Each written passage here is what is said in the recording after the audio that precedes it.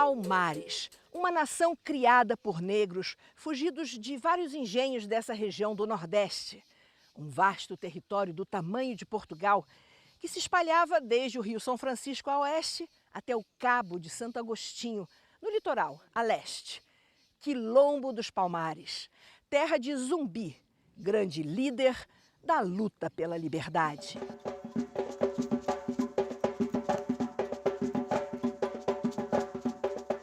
Os primeiros registros históricos da formação do Quilombo de Palmares são de 1597. O Quilombo durou mais de um século. Em 1694, aconteceu a grande invasão, o massacre, com a destruição física de Palmares.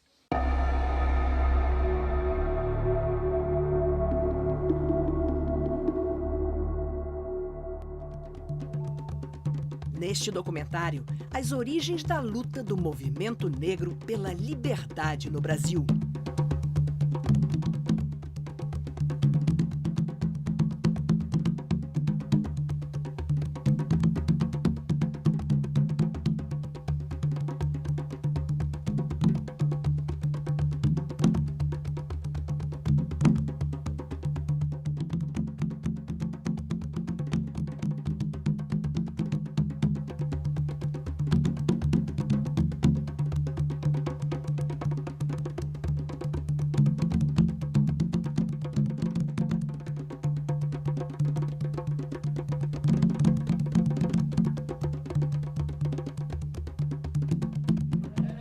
A história do Quilombo dos Palmares é um pequeno capítulo nos livros. Pouca gente sabe que esse quilombo durou mais de 100 anos e teve cerca de 30 mil pessoas.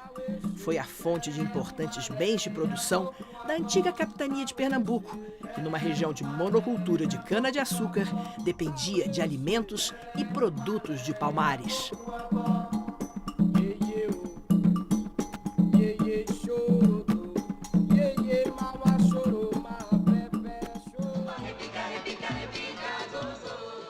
Uma bela reconstituição do que foi Palmares foi feita para o filme Quilombo, de Cacá Diegues, de 1984.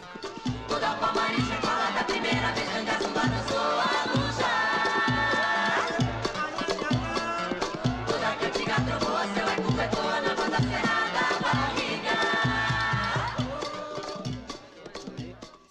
Na Serra da Barriga. O professor de História da Universidade Federal de Alagoas, Zezito de Araújo, é um dos responsáveis pelo resgate da história do Quilombo dos Palmares.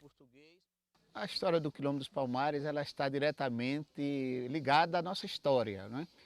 E também criaram-se alguns mitos sobre a história de Zumbi e a própria história do Quilombo dos Palmares.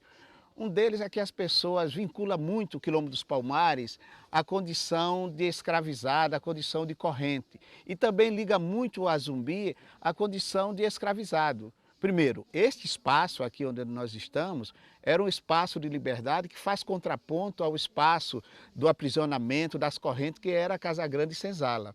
Por outro lado, nós também entendemos esse contraponto que as pessoas ligam a figura de Zumbi a uma pessoa escravizada. Pelo contrário, Zumbi nasceu livre, teve todo um aprendizado também livre na região próxima ali à cidade de Porto Calvo. Então, Zumbi foi uma pessoa livre, nasceu livre, permaneceu livre e morreu pela liberdade. E aqui, o Quilombo dos Palmares também sempre foi um espaço de liberdade.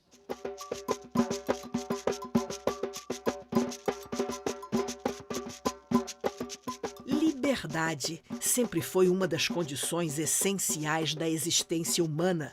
A história mostrou fases tenebrosas de violência e exploração do homem pelo homem.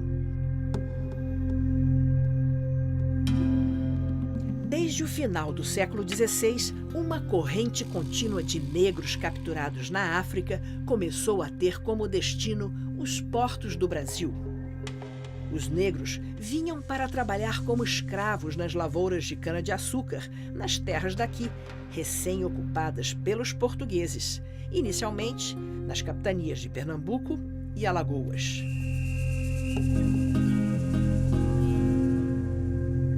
O lucrativo comércio de escravos durou quase 3 séculos e os africanos eram obrigados a realizar os trabalhos mais duros em um regime de torturas e terror.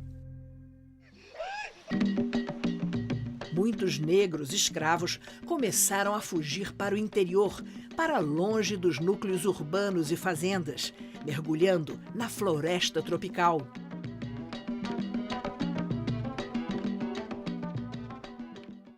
Entre Pernambuco e Alagoas, os escravos encontraram uma região montanhosa com densa mata.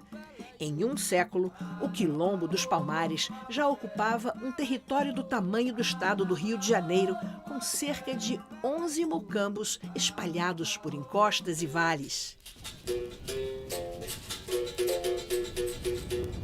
O nome Palmares vem desses palmeirais de ouricuri, palmeira típica do Nordeste brasileiro, de onde tudo se aproveita. Ao contrário do resto das capitanias, a economia de Palmares era bem diversificada, aproveitando a riqueza da terra. No meu entender, a terra ela foi tanto quanto importante para a destruição do Quilombo dos Palmares. Por que isto? Com a saída dos holandeses daqui do Brasil, grande parte da tecnologia que os holandeses assumiram aqui foi para o Caribe. E os portugueses precisavam produzir. O Quilombo dos Palmares ele estava situado na região de terra mais produtiva, que era a área do Massapê. E se nós vamos olhar o mapa da região onde estava localizado o Quilombo dos Palmares, nós vamos perceber que lá estava localizado os 11 mucambos. O que é que ocorre? Os portugueses eles foram forçados a produzir mais cana, produzir mais açúcar e teriam que expulsar também os quilombolas dessa área. Então, no meu entendimento, a expulsão, o assassinato dos quilombolas estava vinculado também à questão da terra, porque eram essas terras onde eles iam expandir os planteixos de cana-de-açúcar. Em diversas incursões, na Guerra dos Palmares, os brancos destruíram, além da sede, todos os mucambos, utilizando a prática de terra batida, sem deixar nada. O que vem a ser isso? Eles assassinavam os quilombolas e as quilombolas e destruíam todas as moradias, porque já era a área produtiva em potencial para que eles plantassem cana. E tem um outro detalhe ainda, essas áreas já eram adubadas pelos quilombolas porque eles tinham atividades agrícolas diversificadas. Eles plantavam macaxeira, plantavam inhame, plantavam batata, plantavam abacaxi. Então você já tinha uma terra preparada para plantar cana. Então isso para os grandes latifundiários e os senhores de engenho da época foi evidentemente importante para que eles expandissem a plantação de cana-de-açúcar. Por isso que eu tenho dito, a terra foi fundamental também para o assassinato dos quilombolas em toda esta região.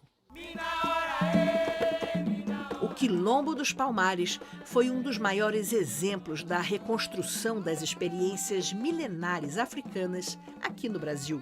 A organização social, a tecnologia de construir ferramentas como a enxada para lavrar a terra para a cana-de-açúcar. Cada mocambo de Palmares tinha funções específicas, como educação de crianças, agricultura e estratégias militares.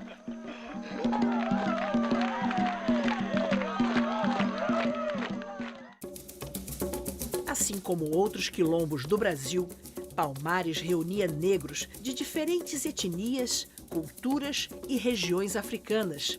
Muitos eram inimigos e brigavam entre si em seu continente de origem. Palmares teve a possibilidade de agregar essa diversidade étnica, cultural, de conflitos étnicos permanentes lá no continente africano.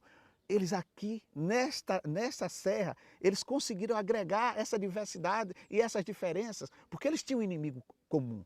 O inimigo comum era quem? Era o trabalho escravo. Era o sofrimento. Então, às vezes, a gente perde essa perspectiva da importância do Quilombo dos Palmares. Quer dizer, eles refizeram, eles foram capazes de conviver com as diferenças e buscando a igualdade. A igualdade era o quê? Buscar a liberdade e combater a escravidão neste país. E essa confluência de grupos étnicos, eu acho que essa que é a grande riqueza. Criou-se também uma possibilidade dessa diferença, onde as pessoas dizem assim, a República dos Palmares. Mas o que é que nós poderemos entender a República dos Palmares? Era o conceito clássico grego? Não, não era nesse sentido. A República dos Palmares era a possibilidade das pessoas conviverem e de respeitar as lideranças que organizaram esses quilombos, que essas lideranças não tinham como base os valores tradicionais orientais, mas os valores tradicionais da ancestralidade dos povos africanos.